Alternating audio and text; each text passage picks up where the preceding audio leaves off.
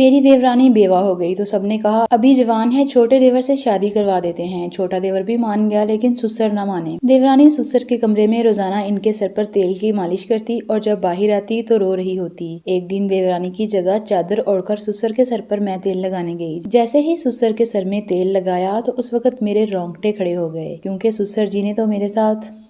नाज़रीन, कहानी में आगे क्या हुआ जानने के लिए कहानी को आखिर तक लाजमी सुने। मैं जिस घर में ब्याह कर आई हूँ वो बड़ा घर है, सब मिलजुल कर रहते हैं।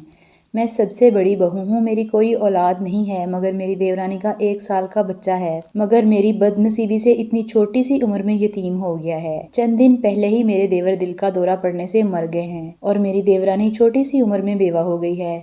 वो खूबसूरत और जवान लड़की है। वो चाहती तो बच्चा हमारे हवाले करके दूसरी शादी कर लेती, मगर इसने ऐसा ना किया। अपने महरूम शोहर से मोहब्बत निभाकर इसके नाम से जिंदगी गुजार रही है। एक बार इसने अपने मेके जाने का सोचा, मगर सुसर जी ने इसे जाने से रोक दिया और कहा, मैं तुम्हें अपनी आंखों से दूर नहीं जाने दे सकता, तुम हमेशा इसी घर में रहोगी। मेरे ससुर का ये फैसला मेरी सास को एक आंख पसंद नहीं आया। वो यही चाहती थी कि मेरी देवरानी इस घर से चली जाए। जब ससुर जी ने जाने से मना कर दिया तो मेरी सास ने कहा वो सिर्फ इसी शर्त पर इस घर में रह सकती है जब वो मेरे दूसरे देवर से शादी करे। दोनों ने ही हामी भर दी। देवर जी को खूबसूरत बीवी मिल जाती और देवरानी जी को कंवारा शोहर। मगर मेरे ससुर जी को इस बात पर भी एतराज था। वो नहीं चाहते थे कि इन दोनों की शादी हो। मुझे तो ससुर जी की अपनी ही नीयत खराब लग रही थी। मेरी देवरानी सारा दिन घर के काम करती और रात के वक्त ससुर जी के सर की मालिश पर लग जाती। कायनात के बच्चे को ज्यादातर मैं अपने पास ही रखती थी। वो मुझे बहुत प्यारा था। मैं चाहती थी मेरी सास वो बच्चा छीनकर मुझे दे दें और मेरी देवरानी को घर से निकाल दें। मेरी देवरानी ससुर जी के कमरे में इनके सर की मालिश कर रही थी। इसका बच्चा बहुत रो रहा था। इसे चुप करवा रही थी, मगर वो चुप नहीं हो रहा था। मुझे लगा इसे भूख लगी होगी, जाकर देवरानी से कहूँ इसे दूध पिला दे। मैं जैसे ही ससुर जी के कमरे में दाखिल हुई तो देखा मेरी देवरानी बेड से रोते हुए उतरी और साथ ही अपना दुपट्टा ठीक करने लगी और मेरे ससुर जी अपने जिस्म को बार बार चादर से अपना बदन ढांप रहे थे। इनके अंदाज से मुझे ऐसे लगा जैसे वो बिना कपड़े के हों। मैं ससुर के चाल चलन देख रही थी। जब मेरी देवरानी मेरे हाथों से अपना बच्चा लेकर वहां से तेज कदमों से निकल गई। वो क्यों रो रही थी मैं समझ नहीं सकी। मैं इसके पीछे जब आई तो देखा वो कमरे में अपने कपड़े तब्दील कर रही थी। सब ठीक तो है ना कायनात, तुम ससुर जी के कमरे से निकलते वक्त रो क्यों रही थी? उन्होंने आपको ऐसा क्या कह दिया था जिसकी वजह से तुम रो रही थी? मैं इससे झूठी अपनायत दिखाते हुए बोली, रहने दें भाभी, अगर आप सच सुनेगी तो आपके पांव तले से जमीन निकल जाएगी, इसलिए इस बात को खत्म कर दें। कायनात की बात सुनकर मेरी आंखें माथे तक फैल गईं। मैं समझ रही थी कि वो किस हवाले से बात कर रही थी।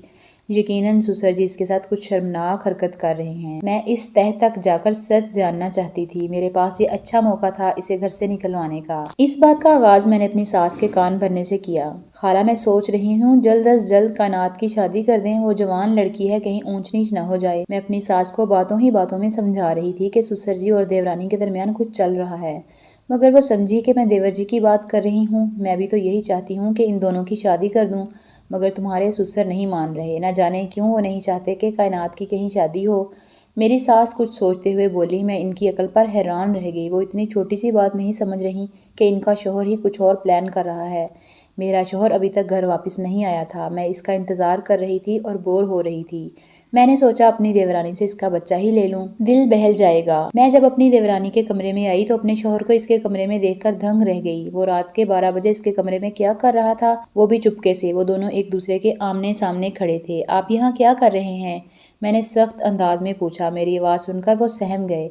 तुम यहाँ क्या कर रही हो? मेरे सवाल का जवाब देने के बजाय वो उल्टा मुझसे ही सवाल करने लगे। चलें कमरे में, मैं वहाँ बताती हूँ, मैंने डांट कर कहा। कायनात पसीने से भीगी हुई थी। मैं अपने शौहर को कमरे में ले आई और पूछने लगी कि वो रात के इस वक्त वहाँ क्या कर रहे हैं। अपने कमरे में आने के बजाय वहाँ क्यों गए थे? मैं सवालों पर सवाल पूछने लगी। अरे मैं तो बच्चे को लेने इसके कमरे में गया था। मुझे रोने की आवाज आ रही थी और दूसरी बात, मैं इसे शादी के लिए मनाने गया था कि वो छोटे से शादी कर ले। आखिर कब तक ऐसे जिंदगी गुजारेगी? मेरे शौहर ने मुझसे नजरें चुरा कर कहा, मगर वो तो शादी के लिए राजी है। फिर आप इसे किस बात से मनाने गए थे? आपको अपने अब्बू को समझाना चाहिए कि या तो इन दोनों की शादी होने दें या फिर इसे घर से भेज दें। वो अब बेवा है, जहाँ मर्जी रहे, हमें क्या। इसका बच्चा भी हम ही रख लेंगे। मैं अपने शौहर के कान भरते हुए बोली। मैं नहीं चाहती थी कि कायनात की मेरे देवर या ससुर से शादी हो, वरना इनके हिस्से की जायदाद भी इसकी तरफ चली जाती। वो डबल जायदाद की मालकन बन जाती। मेरी बात सुनकर वो कुछ सोचने लगे और बोले, तुम्हारे अकल पर सलाम है। इतना कहकर वो सोने के लिए लेट गए। मैं पानी लेने किचन में आई तो देखा मेरी देवरानी जी हाथ में तेल उठाकर सुसर जी के कमरे में जा रही थी।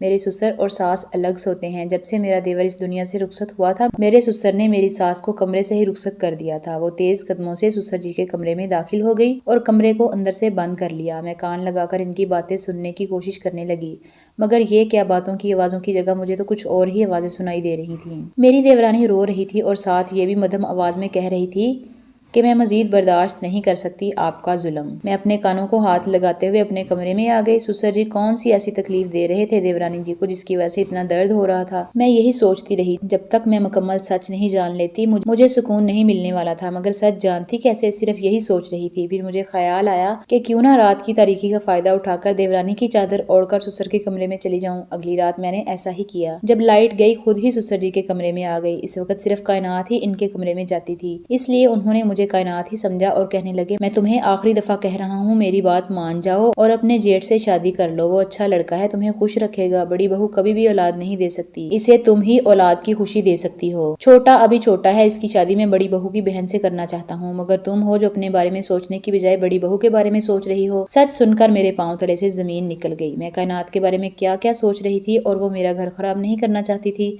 मैंने अपना दिल बड़ा करके अपने शोहर की दूसरी शादी की इजाजत दे दी। एक ही दिन में 2 डोलियां घर आ गईं। अब हम सब हंसी खुशी जिंदगी गुजार रहे हैं।